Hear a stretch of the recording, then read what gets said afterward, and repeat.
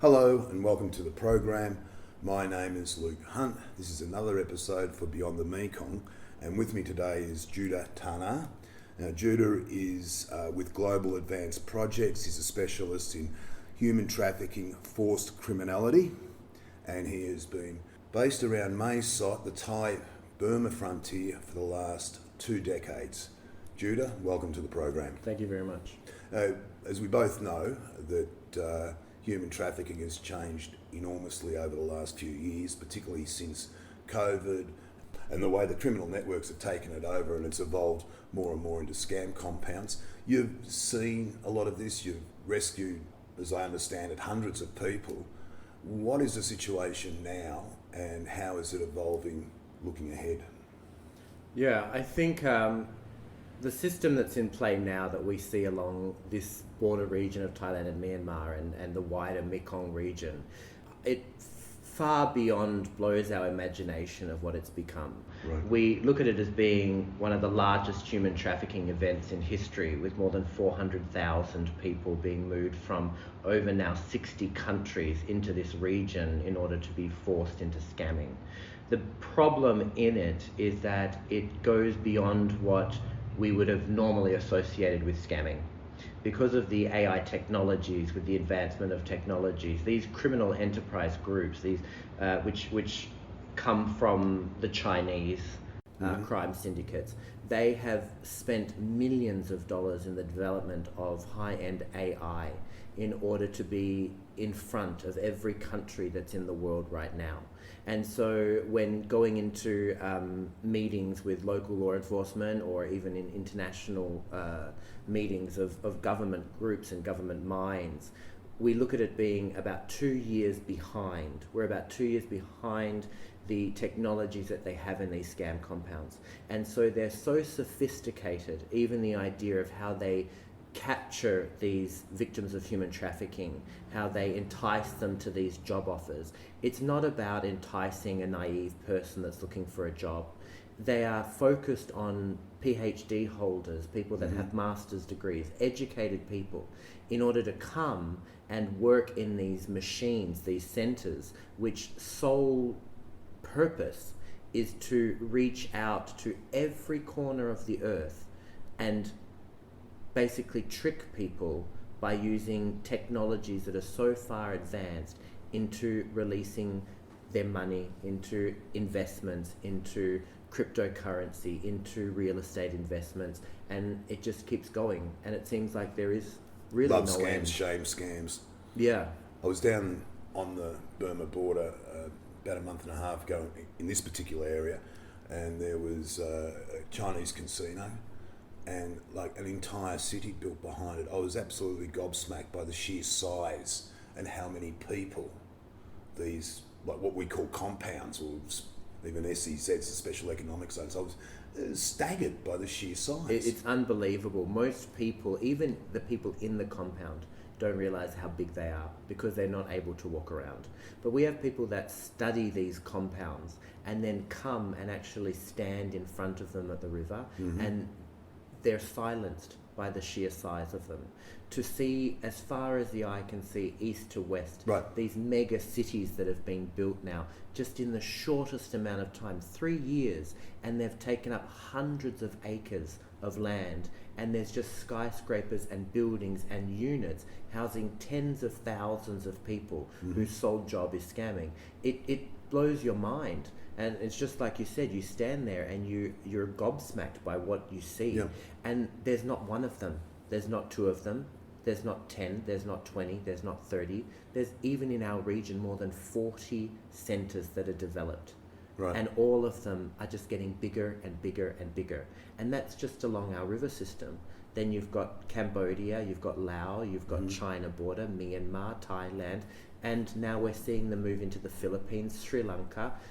There seems to just be this, continuation of development and growth. And the United States Institute for Peace came out the other day with their latest report, naming Myanmar, Cambodia and Laos as the epicenter for human trafficking, and what they're saying is basically the greatest growing threat to global security. It's extraordinary. What are some of the worst examples you've witnessed when it comes to the victims Yeah. of these organised crime gangs? Right. The stories that we hear really go beyond even what my imagination could have thought of. Mm-hmm. Most of the scam centres, when they first begin with such trauma and abuse within the centres. So you're saying, like, what's the worst? I mean, you dream up the worst and it gets worse than that. Right. But we're seeing often in some of the scam centres in the south of our region, it's often they have this dark room that they call. And so you'll be put in this prison, which is a black room, no lights, and you'll be hanged from the ceiling with cuffs around your wrist. For 4 or 5 days, your arms are never let down. You won't be allowed to fall asleep, so every hour they change out the guard, and if you do fall asleep, you end up being tasered. So these guys and women are coming out with just scars all over their body from being tasered for days on end to keep them awake. And then they take scalpels and they cut their legs, so the blood starts to flow down their legs. It's a form of abuse. It's a form It's of absolute torture. Torture. From there, they're not given food or water, and when they finally beg for it, the military, they pee into a cup and God. they offer them to drink it. And these guys might be able to handle a day without water. Yep. They might even go into the 48 hours, but after some point, they give up hope of ever living, and the only thing of substance that they can get is urine in a cup, and so they choose to drink it. They come out with such trauma and shame from that particular situation, but then it goes beyond that. We have women that are just beaten black and blue from top to bottom. We have men that have tried to jump for freedom, so they literally jump off a second-story building. They break their legs on the fall, they're captured, and then they're beaten so badly that their pelvis is broken, their arms are broken, then they're dumped somewhere. And that's really where our team comes along, and the other partners that I work with on the field, where we come along and we help them get into hospital, help them with recovery, and then furthermore into repatriation. But I've had a victim that she was used particularly for developing AI technologies, and so for her to keep working as a control, they used to bring people into her room and beat them even to death so that she would continue to work. Whoa. And she would wake up one morning and just say, I don't want to do this, you've got to let me go. And they'd bring someone in on her team and they'd beat them to death and they'd say, that's your fault. Now keep working 16 hours, otherwise it'll happen to the next person. And she it became her duty to keep them alive. And the only way she did that is develop technologies, and she had a PhD in IT. And I would assume that the lucky ones who have been rescued, their bodies may not be that good once they're out. I think you were saying in an earlier conversation that one chap, after being hung, shackled above in handcuffs, that he lost the use of both his arms. Yeah, we took him into the hospital to see first the emergency hospital, and they referred him to a specialist. And unfortunately, after having all the scans done and that, he had been left for too long for there ever to be recovery. So he had complete paralysis from his shoulders down to his fingers. And it was terribly sad. He was just a young 20-something that thought that he was coming as a call center job and found himself hanged in a black room. And when he finally got cut down, he was unable to feel his arms.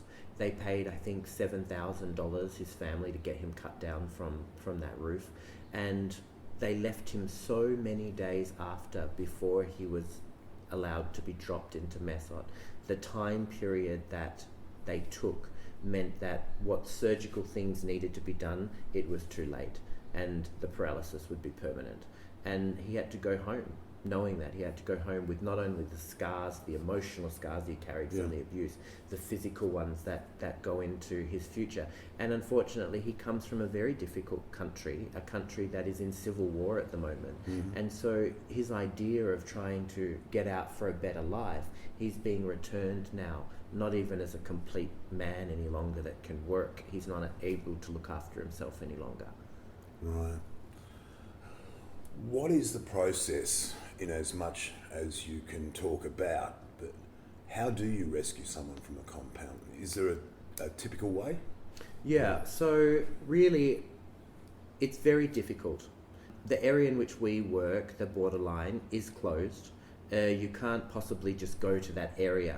And within where the Chinese have got control, it's under ethnic armed forces, which the Myanmar government, Burmese government, say they have no control over. Thailand's not allowed to enter the country. So really you've got no law enforcement willing to assist you in the rescues. So what we've learnt now is it really does have more to do with the negotiations that they can hold with these so-called HR systems within the compounds. Right. So those mean that there is going to be some ransom they're going to need to pay, some fee in order to get out. $5,000 US, 7,000, 10,000, even up to 20,000 US dollars to be able to get free. That is really one of the only ways now in which they can buy their freedom. They say that you need to otherwise work your contract, whether it's a year or 18 months, but we find that even the victims now that have stood there and worked for the whole year now get told you still can't leave, and they still have to pay the ransom. Right. And so the idea is that you connect with their families. So they might reach out to us, we reach out to their family members, and we explain the situation, that it's genuine, that it's a life and death situation, and encourage their families that perhaps this is one way forward. We also work with a number of countries, embassies are being involved. That's where I wanted to go next. The problem is that the embassies aren't able to go in to help them. They're bound by diplomatic rules there are in place, right. And so the embassies have to reach out to us because they're not able to go into this region. They're not able to just get on in a car and drive down here. So they often reach out to us and, can you help us with negotiations? Can you help us with that? So what happens is we essentially talk to the victims inside, give them a measure of hope, because the whole plan of the system is that you remove all hope, but you keep just enough that they'll keep working. Because otherwise the other side of it is you get victims that suicide, right? Because there's no other hope. They give them just a glimmer of hope, and that might be that they're able to connect with their family members for an hour in the evening, and that gives them that there's hope that their families still love them, that they're out there. And so we work with them, and eventually they negotiate a release plan. Right. They will often send us then their location, and we'll track them as they come out of the compounds. They are usually then dumped at some location in our region, and that's where we move in and we would pick them up. We give them 24 to 72 hour care. What they need is to eat and sleep before they can even fathom what the next steps are. And the next steps are either registering and going through the national referral mechanism, which allows them to register as victims of human trafficking, but that process is long. You're looking at maybe 2-3 months if they are even accepted as trafficked victims. Otherwise, it's immigration violations. So they could be held. Immigration violations means they will be going to court and they will be going to jail, eventually to IDC, which is the detention centre, and then deported. For them to really understand that process and be okay with it, it has to be explained. How many days am I going to be here? What's going to happen? How is my transport going to be? Because they've come from a situation where they're so traumatized. They don't want to trust anyone. They don't want to believe anyone. And they're terrified of prison. But what we do in that 72 hours is give them a set concrete foundation. Whichever way they go, they know the plan. And we're able to action out what that looks like for them. We're able to talk to their families. Everybody understands the timing, and they start to get enough strength to walk through that process before they end up going home. Right. It was only a couple of years ago when most of those victims were from Southeast Asia, then China. There was a lot of pressure brought on to the Cambodian authorities, and the recruiters switched to Central Asia, Sri Lankans, Pakistanis, Indians.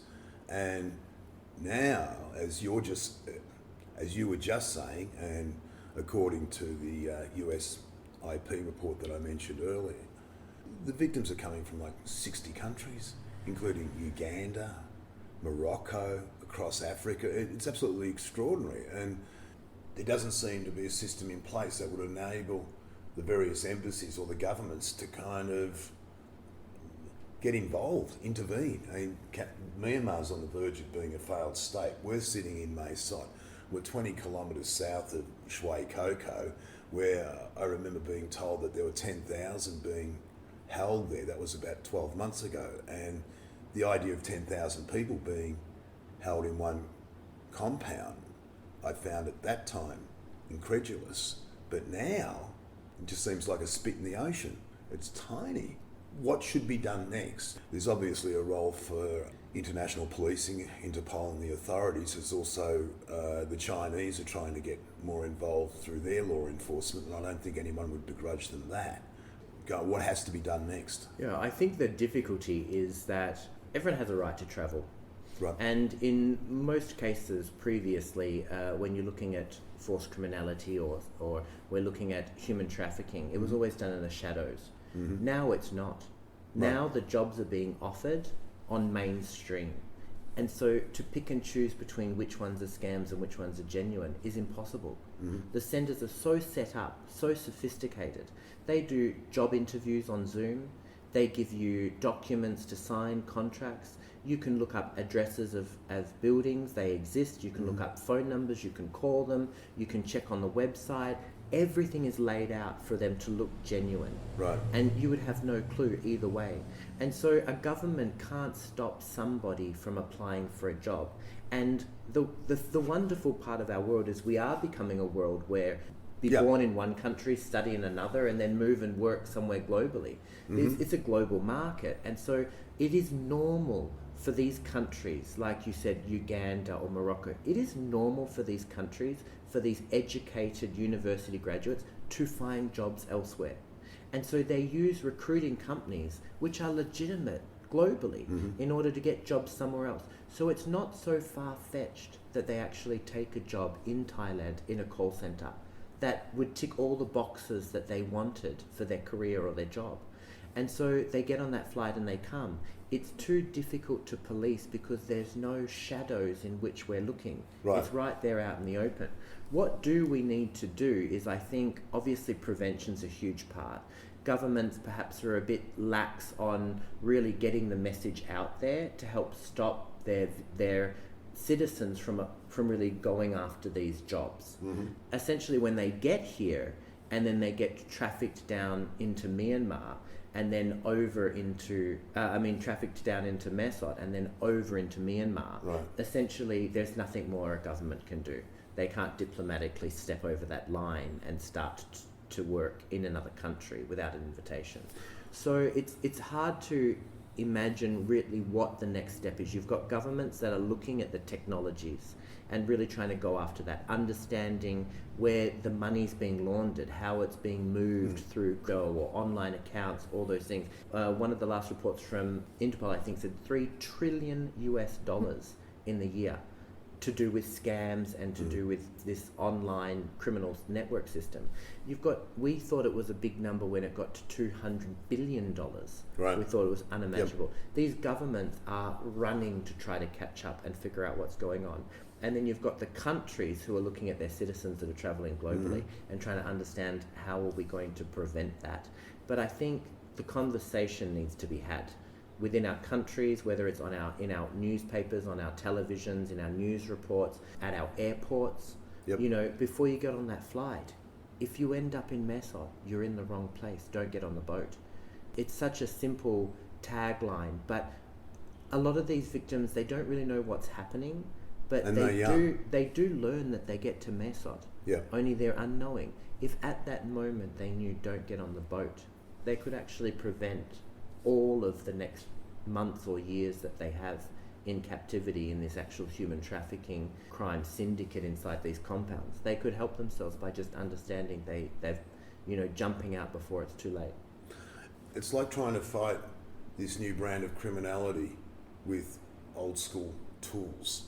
In a way, I do wonder whether there's a place for them in that if you were a foreign worker 10, 20 years ago and you arrived in a foreign country, there could be someone from the government there waiting for you. There would be a place where you were interviewed, you were stamped, you were checked, here are your tax papers, bank account, all these sorts of things that go to having an identity in a foreign country where you have purpose and you need to be fit for purpose. But when it comes to anything to do with technology, this all seems to be swept away in favour of just bring in the tech guys, we've got 10,000 of them. Bring them in. And it's extraordinary what's happening in the middle of this. Yeah. It's interesting that you say that, because it's an idea that I had in a meeting that we held with some government members of another country. And the idea was, what could you do? And it's such a simple thought, but Mesot being a major region in which they traffic people through, it's a transit region into Myanmar because it's along this borderline. And the question is how does several 100,000 people pass through a town and not one person noticed? Yeah. I mean, that's the joke of it, right? Yeah. Is not one person noticed that they were here and they were gone before it was too late. Yet I had suggested that how about you just put up a tent at the checkpoint? The thing about moving into Mesot is you pass 3 checkpoints before you arrive in Mesot. There's no other way in. Right. So those checkpoints are supposed to check your IDs. They're supposed to check your nationality, check your visas, check your processes, what you're doing. If you had a tent set up by embassies, and it could be a joint task amongst many embassies that staff it, and just one single tent, it sounds so old school in a sense, because it's not computers, it's not scanning, it's not, and simply walk up to the car and say, here's a leaflet, here's a pamphlet on human trafficking, don't get on the boat. And then it would really be up to them then. They can really decide if they do want to continue on, now knowing that they're in court within this human trafficking thing. But there is no, let's say, we've rescued hundreds of Ethiopians. There's no jobs for the Ethiopians here. So when you find them in a van and there's 7 of them coming into your township in a van, you can pretty much be assured they're here to be trafficked into Myanmar. And you can ask them, why are you here? Exactly. If we had embassies that approached the government and said, let's set up a tent on the main road coming in, I think it could, it's so layman, it's so right back there in the old, Stone Ages, but I think it would be effective. And that perhaps could be where we're all needing to go. The technologies are so advancing in the way that the scams, the systems are working. Maybe we need to go backwards in time and use paper and pen in order to break the system. Again, the USIP report, what I found interesting about that was its focus on Americans. And, 3/4 of the report was dedicated to these countries are bad, this is horrible, the money's extraordinary, but the Americans are an interesting lot. And the final quarter of that report was dedicated to the damage these people are causing to the American economy and the victims in America. Now, when the Americans start focusing on that angle, that also adds an impetus for Congress to do something, because it might sound a little bit lame, but our Americans are in trouble. They're attacking our homeland. I'm wondering if we could see a lot more sanctions coming out of the United States, and even economic sanctions through the US Fed Reserve. I mean, someone has to tackle this extraordinary amount of money that's going through the system. Yeah, I couldn't agree more. I think in 2 parts, like you said, that particular article was based very primarily on US. Well, it was written by the US. Yeah. I think what we need to be careful is to make sure that we don't misunderstand that it's the global issue. It's just looking at their particular market. But there isn't a country that's missing on it. Right. And it's the same thing as when we look at Myanmar, we look at Cambodia. A lot of people say, oh, Cambodia's numbers are going up, Myanmar must be going down. It's not true. What's happening is that both centres are growing at an astronomical rate. It's not that, at one stage Cambodia did lessen and then Myanmar built. Right. But they're essentially together and not. They're both growing. And that's the same thing as looking at where the damage is going, which country is hurting more. We look at the US, but it doesn't mean that Australia is not hurting. It doesn't mean Australia is hurting. When we look at the next level above the human trafficking comes the money laundering, and now that's being tied to all the Western language. Almost every country on this earth that is being attacked by these particular crime syndicates. And I think America is still our big brother. for the world, really. Right. And I think, like you said, if they stand up and start to put sanctions, countries follow. Whether we agree or disagree with the politics in America, it's irrelevant in a situation like this. But they still do hold this special type of power and this special type of influence in the world. And I'm glad that they are looking into this more. I'm glad that I've had the privilege of speaking at their embassies on these issues. And I'm glad that they're sending people from Washington here really to look in and really dive into it, because they need to start putting up sanctions. They need to start, stopping the bank systems and stopping the transfers and looking at it as a whole, so that the other smaller countries can all move behind the wave and get involved in the same kind of measure, I think. Right, and I suggest the United States simply because I don't believe the United Nations, as high-minded as their principles might be, I don't think they have the logistics capability or the political will to act. Yeah, they don't. The UN is able to collect a lot of the data. The UN is in place in finding a lot of facts and really searching out what's happening within the systems, so that they can hand that information to countries, and countries can take that information and run with it. So I know that they have these great meetings run by the UN in like the Philippines, where a lot of Asian countries come. They have gone through collecting so much data and information affecting all of those nations, ready to hand it to them, waiting for those countries to take action. And that's really the place of, I think, the UN's position in this, is that they do have researchers that have done a great job in finding out exactly all of that stuff. It's now up to the country leaders in order to take it that step further and look at how they can actually make a dent in this system. And the role of law enforcement, by that I mean Interpol seems to have been a major player in a lot of rescues that have taken place over the last 2 to 3 years, but they say very little.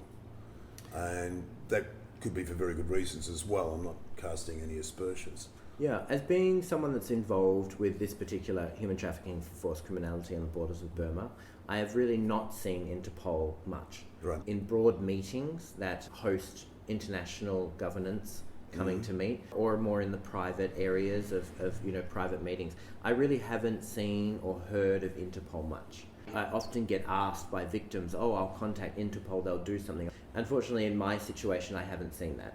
It's not something that I've been able to in the last year and a half see them take any efforts in trying to combat what's happening now. Again, I think that they're a bit at a loss of what to do. Personally, I think that they're unsure, and it's the same thing with local law enforcement. Like we've hosted groups from the FBI who have come to look into it, and they come kind of on these learning trips to try to figure out what's really happening, and they go away going, where am I even going to start? Where do we even make a dent into this? And so I think that that's unfortunate that we have some major law enforcements globally that are not really sure how to combat the issue. Right. You're a victim of human trafficking. You're sitting out there in a casino or recently built city in Myanmar, which is totally absorbed with a civil war. What is your advice to these people? I talk to victims daily inside the centre. I have talked to them and given them hope. I've talked to them and stopped them from jumping from buildings, taking their own lives, swallowing razor blades, essentially talking them off the ledge. When you're sitting there, it's an unfortunate is not really the right word, but when they're sitting there, they really only have one choice, and it is a choice of life and death. And that's what I want listeners to really understand. It's not that they could just stop working. They stop working, they die. They're actually murdered or tortured so badly that they wish that they were. So their only choice is to keep working. They show up to work and they keep working. That keeps them alive. The second part is that really only if they can manage to collect enough to pay the ransom can they get free. And those are the two real things that are left for them today. They have to show up and go to work to stay alive, and they have to beg family to come up with some kind of way of being able to pay their captors to let them out. And just on a final note, how many people do you think are currently in these compounds? I've heard numbers thrown around, and even the last few days I was asked about a particular country, and I have personal contact with maybe 20 or 30 from that country. And this person reached out and asked and said, they believe 158 are in the compound. Right. So when I go, well, I think at least in my region, my small region, I think there would be a low estimate of 180 to 200,000 people trapped. I remember that I only knew 20 out of the 158. And so I think my estimate of 180 to 200,000 people is a low estimate of what really is being held inside these centres. Judah, Tana, thank you. It's been an extraordinary conversation. Thank you. I really appreciate it, and I hope the listeners have really learnt something about this.